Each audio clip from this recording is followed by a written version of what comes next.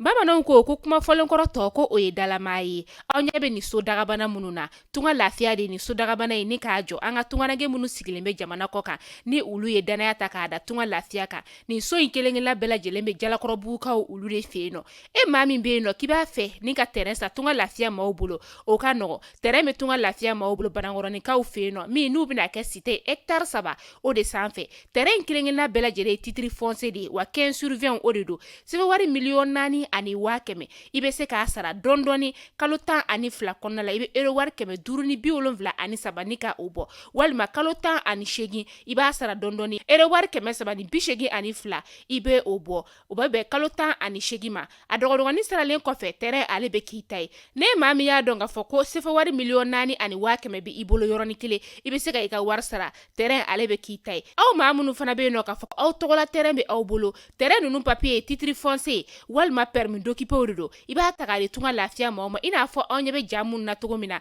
u b'a jɔ ni ka a d'i ma ka sɔrɔ i ma tɔɔrɔ o tuma la tunganage minnu sigilen bɛ jamana kɔ kan tunga lafiya nana aw lafiyali o de kama walasa sojɔko la aw kana degun sɔrɔ cogoya min na ne mɔgɔ min bɛ fɛ ka kunnafoni wɛrɛ sɔrɔ sa o tuma la an wele an ka numéro whatsapp kan 00336 41 94 03 80 walima 00223 72 18 42 47 tunga lafiya maliyɛnden minnu sigilen bɛ jamana kɔ kan u bɛɛ lajɛlen kelen-kelenna bɛ se ka u ninkanso sɔrɔ ba maliba ale kɔnɔna la cogoya min na.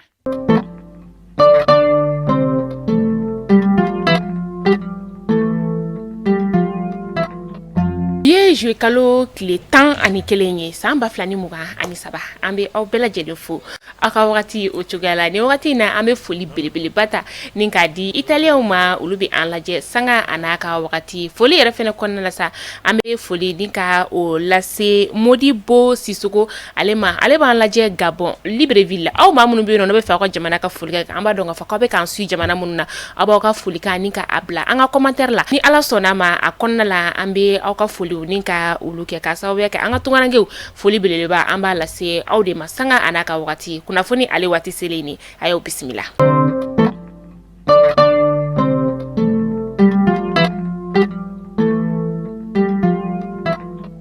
Kunnafoni daminɛla bi walasa ka se ka ningɛlɛya walew ni ka olu kɛlɛ ka bɔ an ka jamana o kɔnɔna la yan nɔ fɛn min ye polisi ɲɛmayaso ye ale kɔni ye brigade anti-criminalité ni o ye bagi ye ka taga se unité mobile de sécurité intérieure la ale maaw ma kɔni ye u fara ɲɔgɔn kan ni ka don faba ale kɔnɔna la yan nɔ kɛrɛnkɛrɛnnenya la sa ba dumayan fan kana se a kiniyan fanfɛla o ma kunu tɛnɛn joué kalo tile 10 san 2023 an ka finitigilakaw olu kɔni donna fan bɛɛ lajɛlen fɛ ni ka lalawuriliw ni ka olu kɛ ka maaw ni ka se ka olu sɛgɛsɛgɛ k'a dɔn min o ye min ye yɔrɔ minnu ye wo kɔnɔnaw ye u donna a kelen-kelenna bɛɛ lajɛlen kɔnɔna la ni ka a bɛɛ lajɛlen ka olu yuguba nin kun ye fɛn min sa o de ka se ka buna hadamadenw an'u bolominɛw olu bɛ se ka kisi cogoya min na.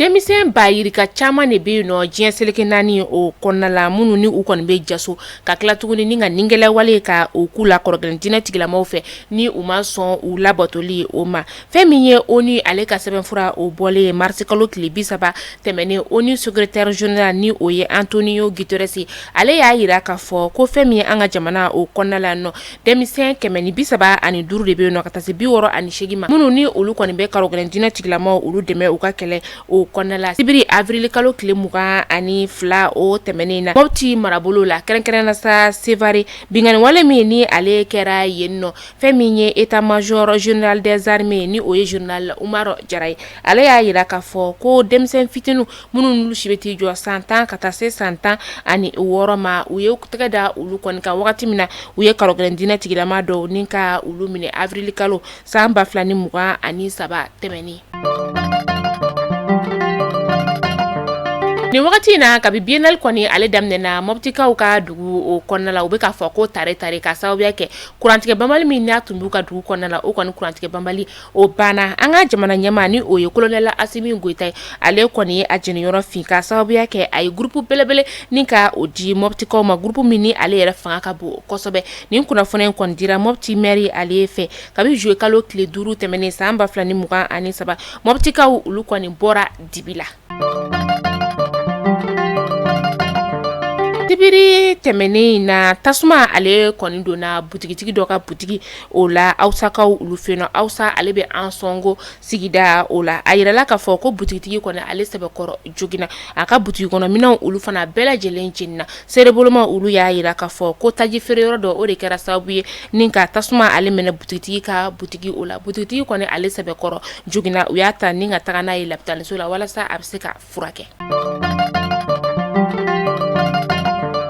An bɛ taa Bafulabe sɛnɛkɛlaw olu sɛbɛkɔrɔ jɔrɔlen don k'a sababuya kɛ samiya kɔni a ma don olu fɛ nin wagati in na. U y'a yira k'a fɔ ko ɲinata kɔni ni salon ta o ma kɛ kelen. Salon ni ɲɔgɔnma y'a sɔrɔ olu kɔni ye sɛnɛ baaraw ni ka olu daminɛ. Ka ɲina olu kɔni ma foyi kɛ dugukolo yɛrɛ la kuma tɛ k'a fɔ k'u bɛ sɛnɛ ni ka o daminɛ. San 2023 hijidenw olu kɔni bɛ ka nali ni ka o daminɛ. Fɛn min ye kajolo hijidenw ye olu kɔni maa bɛ t'i jɔ. Maa 67 la olu sera u ka dugu olu kɔnɔna la. U y'a yira k'a fɔ ko ɲina hiju kɔni ale ɲuman tɛmɛna k'a sababuya kɛ ɲinata fana ale labɛnna kosɛbɛ hiji labɛnbaw olu fɛ. U n'u bololaminɛw kɔni bɛɛ lajɛlen nana ɲɔgɔn fɛ ka kɛ ni salon kɔni ta ye sa olu bɛ na ka sɔrɔ u bololaminɛw olu si kɔni ma ɲa u ye tare ni ka o fɔ ɲinata la. Mali kunnafoni jabarani lajɛbaw kunnafoni damadɔ tun bɛ an bolo kɔrɔ bi ni k'a da u kelen-kelenna bɛɛ lajɛlen kulo kan. A y'aw sɔgɔlen to Mali kunnafoni na sanga a n'a ka wagati k'a sababuya kɛ kunnafoni dɔrɔn de bɛ di aw ma anw ka jaso ale sanfɛ. N'aw ma kunnafoni minnu sɔrɔ ne ka kunnafoni na Asitu ale bɛ na ka na kunnafoni taw ni ka olu da aw kulo kan. Yan'an ka kunnafoni datugu Tunga Lafiya ale de anw ka kunnafoni ale jukɔrɔma don dɔ ba ye. Nin wagati in na terrain bɛ Tunga Lafiya ma olu bolo banankɔrɔnikaw fɛ yen nɔ. Terrain in kelen-kelenna bɛɛ lajɛlen titre foncier 15/20. Terrain ninnu olu bɛ feere sɛbɛn wari $4,100,000 i bɛ se k'a dɔgɔdɔgɔnin sara. Kalo kalo wari 572 i bɛ o bɔ. O bɛ kalo 12 ma walima kalo wari 382 i bɛ o bɔ. O bɛ bɛn kalo 18 ma. Ni kila terrain sara la terrain papier ale bɛ kɛ i ta ye. Ni banankɔrɔni man di mɔgɔ min fana ye sa nin waati in na terrain bɛ pongé fana. O terrain fana ye 15/20 titre foncier ale sɔngɔ ye sɛbɛn wari $6,000,000 o de ye. Ni mɔgɔ min fana bɛ yen nɔ k'i bɛ fɛ ka i sen don Tunga Lafiya ale ka tɔn na san 2024 tɔgɔ sɛbɛn olu daminɛna. Villa simple ka taga se étage ma. Villa simple kalo i bɛ wari 580 ni ka o de bɔ. Fɛn min ye étage ye sa kalo i bɛ wari 780 ni ka o de bɔ. N'aw mɔgɔ bɛ kunnafoni wɛrɛ la a y'a wele an ka nɛgɛjuru sira la 72 18 42 47 an bɛ kunnafoni taw ni ka olu da aw kulo kan. Aw k'an bɛn don nataw la kunnafoni kuraw olu kɛnɛ kan.